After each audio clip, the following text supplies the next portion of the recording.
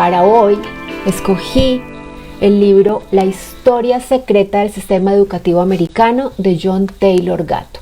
Ese es el libro que les voy a reseñar. Ese libro también fue uno de los primeros libros que leí, o sea, lo leí muy al comienzo de mi proceso de educación en casa. Llegué a él por un blog de otra madre homeschooler colombiana, Ana María González. Su blog se llamaba El Carajo del Colegio, y ahí lo vi, ahí lo encontré, y creo que incluso ahí estaba el enlace al sitio donde se podía leer y descargar en español. Yo leí una traducción al español que no es una traducción oficial, es una traducción hecha por un maestro español. Él lo tradujo, lo colocó en un sitio web para que la gente pudiera leerlo.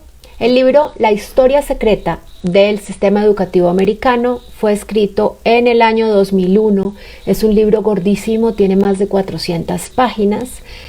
Y cuando yo lo leí creí que era como el único libro de este señor o uno de sus primeros libros, pero preparando esta reseña me encontré que yo ya sabía que tenía varios, pero me encontré que este fue escrito como el quinto, tiene como 4 libros antes de este. John Taylor Gatto fue profesor de colegio por muchos años. De hecho, fue un muy buen profesor. Se ganó el premio al mejor profesor de la ciudad de Nueva York 3 años seguidos, y después de estos 3 premios se ganó el premio al mejor profesor del estado de Nueva York. Y en ese año en el que se ganó ese premio, decidió renunciar a ser maestro. Lo hizo a través de una carta que envió al periódico Wall Street Journal. Ahí fue publicada, y en esa carta renunció a ser maestro. Ese texto de esa carta también está en el libro, pero también uno puede encontrarlo circulando por internet porque es un texto muy famoso. Básicamente él cierra esa carta diciendo que quiere encontrar un trabajo en el que pueda, mejor dicho, quiere buscar un trabajo en el que no tenga que hacerle daño a los niños para ganarse la vida. Es muy, muy, muy duro. El libro a mí realmente me marcó bastante, creo yo, en el momento en el que lo leí. Puede parecer un poco conspiranoico, y ahora que estamos en la época de sentir que todos son conspiraciones, pues tal vez puede hacérsenos un poco más familiar como esta sensación de la conspiración.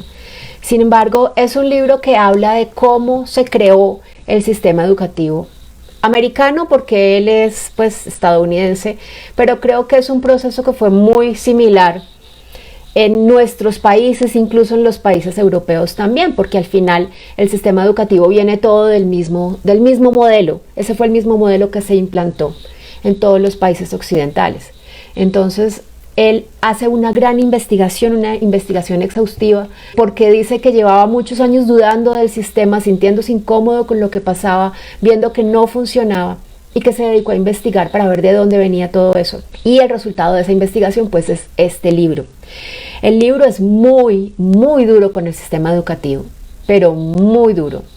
Y yo lo leí hace muchos años y no volví a leerlo completo para hacer esta reseña, pero sí, solo con el primer capítulo, que es la introducción, tengo ganas de leerles pedacitos para que queden con las ganas y antojados de ir y leérselo, porque creo que puede ser para cualquier persona, tenga hijos, no tenga hijos, haga homeschooling, no, incluso si eres maestro y estás dentro del sistema educativo, es bueno abrirse a los cuestionamientos que John Taylor Gatto propone en este libro. Empieza así con una cosa súper dura, y es contando esta situación de una niña a la que un maestro en clase le dice: cállate, animal, y todo lo que pasa a raíz de eso, y todo lo que él supone que podría pasar en la vida de esta niña cuando sea adulta, y qué tipo de adulto va a llegar a ser una persona a la que marcaron desde tan chiquita con ese insulto y con ese maltrato tan fuerte.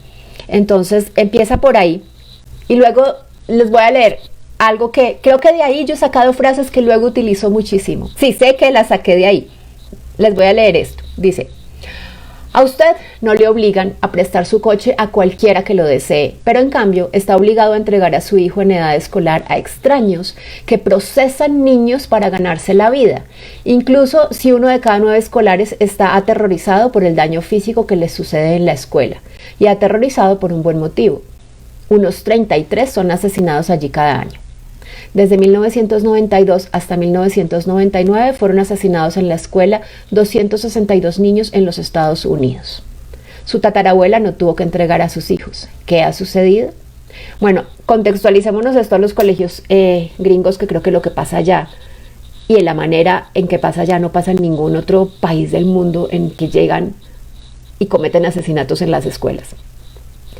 Si yo le pidiera que dejara su televisor a un reparador anónimo e itinerante que necesitara trabajo, pensaría que estoy loco. Si viniera con un policía que le obligara a pagar a ese reparador, incluso después de que rompiera su aparato, se sentiría indignado. ¿Por qué es usted tan dócil cuando entrega a su hijo a un agente del gobierno llamado maestro de escuela? Quiero hacer visibles aspectos ocultos de la escolarización moderna, tales como el deterioro en la moralidad de la paternidad. Usted no tiene nada que decir en absoluto en la elección de sus maestros. No sabe absolutamente nada sobre sus antecedentes ni sus familias. Y el Estado sabe poco más que usted. Esto es una pieza de ingeniería social tan radical como puede concebir la imaginación humana. ¿Qué significa? Una cosa que usted sabe es lo improbable que será que cualquier profesor entienda la personalidad de su hijo, en particular, o cualquier cosa significativa sobre su familia, cultura, religión, planes, esperanzas, sueños.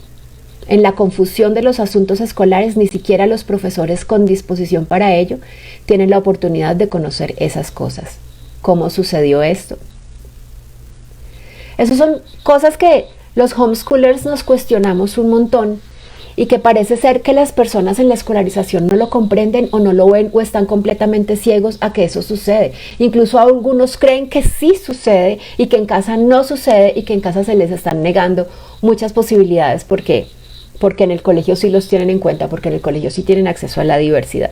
Entonces, a mí me encanta que este libro, escrito por un profesor que vivió el sistema desde adentro, cuestione tan directamente y tan de frente esas cosas que cuando las cuestionamos nosotros nos miran con cara de que estamos locos y de que no tenemos fundamentos para hacer ese tipo de cuestionamientos. Voy a seguir un poquito más. Antes de contratar una compañía para construir una casa, usted insistirá, imagino, en ver planos detallados que mostrarán qué aspecto tendría la estructura acabada. Construir la mente y carácter de un niño es lo que hacen las escuelas públicas. Su justificación para romper prematuramente el aprendizaje con la familia y el entorno.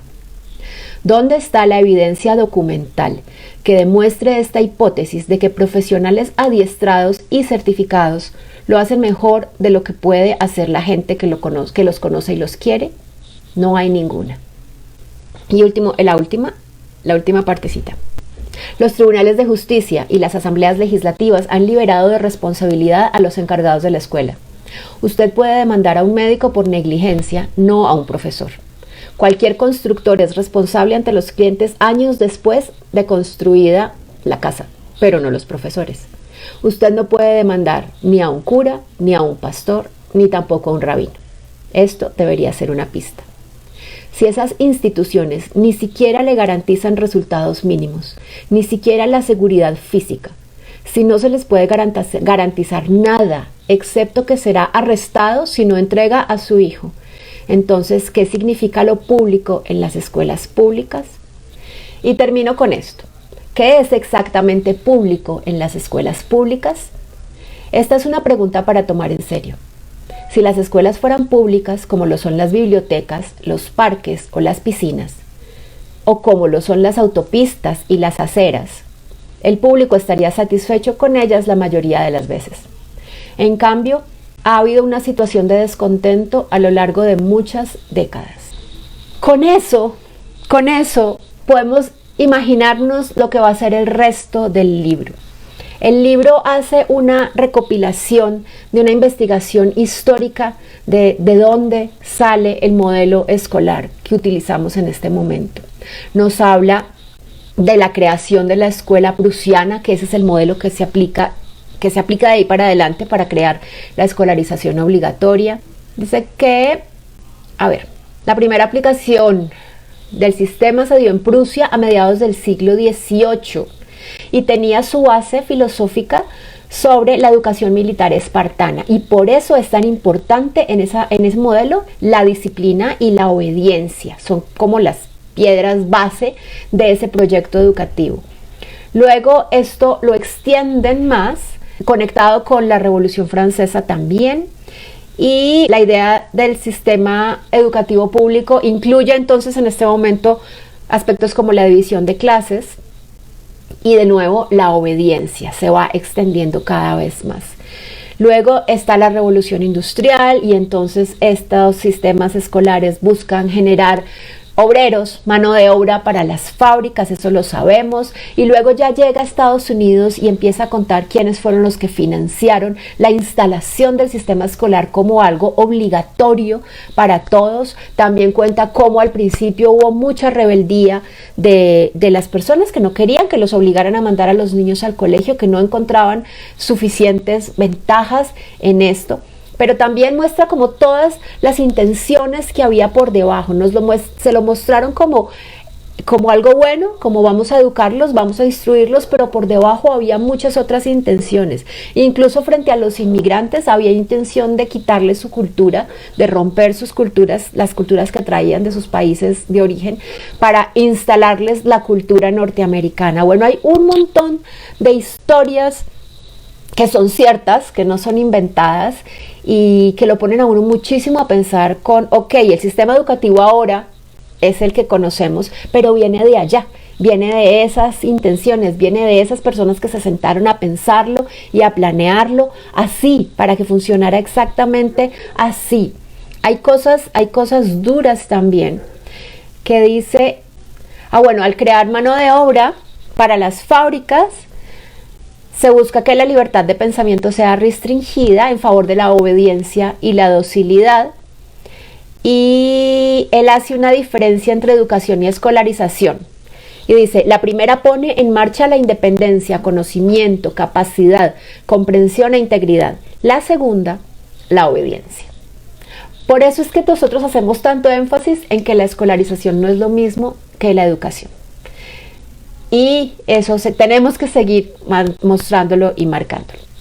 Entonces, bueno, no me leí de nuevo el libro completo, pero se los recomiendo muchísimo y espero que con esta partecita de la introducción que les leí hayan quedado antojados de leerlo. Me parece importante leerlo, me parece que no sobra darse cuenta de que detrás de cosas que aparentemente son beneficiosas como el sistema educativo hay otro tipo de intereses.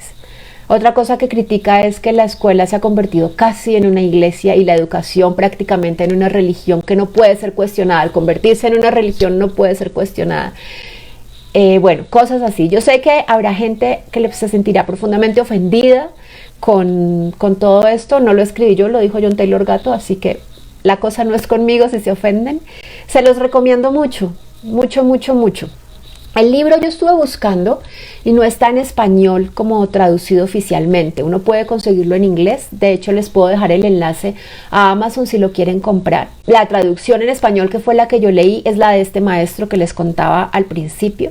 También se puede conseguir fácilmente por internet. Uno solo la busca por Google y la encuentra. Creo que él la tradujo y la dejó de libre distribución. Pero si lo quieren comprar, hay que comprarlo en inglés. Y me pondré de tarea a volverlo a leer porque quedé súper antojada de repetir todo lo que ya había visto antes, de refrescarlo. Y también me quedé antojada de leerme sus otros libros. Todos esos los encuentran en Amazon. Creo que solamente hay uno en español, traducido al español. Se llama Armas de Instrucción Masiva, el viaje de un maestro a través del oscuro mundo de la escolarización obligatoria. Y todo es así. O sea, él es súper, súper, súper crítico a la educación obligatoria. Y aunque él habla de escuela pública, y nosotros en Colombia hay mucha gente que utiliza educación pública, pero hay mucha gente que utiliza educación privada, yo creo que todo esto aplica porque al fin y al cabo es ese modelo de la educación escolarizada, con toda su superioridad y con todo lo que intenta forzarnos y obligarnos a hacer, no solo a los niños que están en las escuelas, sino a las familias y a los padres de esos niños. John Taylor Gatto murió en el año 2018. Desafortunadamente era una de las personas que hubiera querido poder ver en persona, escuchar y de pronto conocer. pero pues tenía sus años, tuvo un derrame cerebral. Hay incluso un documental en el que a él lo entrevistan antes de que se enfermara. Y búsquenlo por YouTube si les interesa. Hay una página oficial de John Taylor Gatto también. Espero que les guste la reseña, espero que busquen el libro y le den una oportunidad. Es pesado, puede llegar a ser denso en algunas partes. La traducción a mí se me hace compleja, creo que podría ser mejor, pero no he buscado la versión en inglés. No sé si a alguien se le anima a revisar y corregir la traducción en español. Se agradecería bastante. Y si se animan a leer el libro, cuéntenme, a ver qué les parece. Si es la primera vez que caes en uno de mis videos, te cuento que en este canal te hablo de homeschooling o educación en casa. Comparto información sobre este tema y ayudo a las familias que desean entender de qué se trata y tener las herramientas para hacerlo bien. Así que si esto te interesa, explora los demás videos que tengo en el canal, suscríbete, comenta, activa las notificaciones para que no te pierdas ningún video nuevo.